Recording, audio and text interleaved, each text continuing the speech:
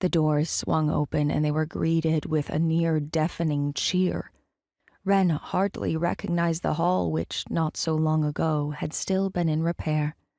Now the space was extravagant, everything dripping with luxury and opulence. Bouquets of flowers were pressed into Wren's hands. Well-wishers invaded her space, kissing her on both cheeks, declaring, "You're a perfect match." It spoke of Lucian's power and resources that he had managed to bring an event like this together so quickly.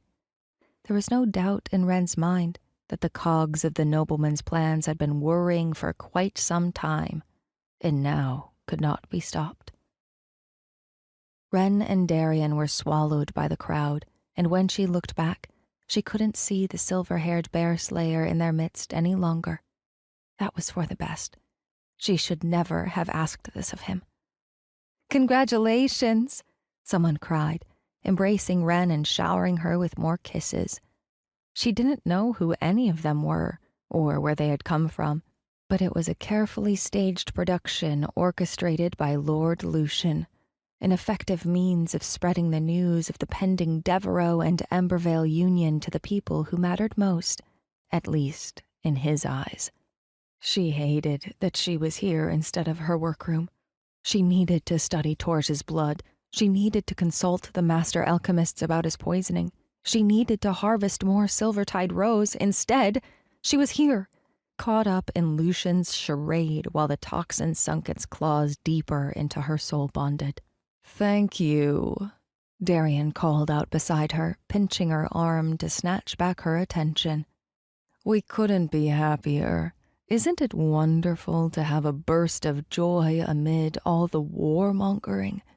It's just what the midrealms need. Hope." "Indeed, Lord Devereux, indeed." The voices all sounded the same to Wren, all with that silken quality she had come to recognize as masking hidden agendas. Servants rushed forward to unburden her of the flowers and offer food and drink. Numb, she shook her head and waved them on, mumbling her thanks. It felt jarring to be here amid the sparkling wine and silver trays of tiny delicacies, while beyond Drevenor's walls, conflict festered. Darian led her through the throng of people, and she caught glimpses of familiar faces on the outskirts. Thea, Wilder, Dessa, Audra, Farissa. Cal and Kip were with a group of soldiers, Kip gesturing enthusiastically with his empty glass.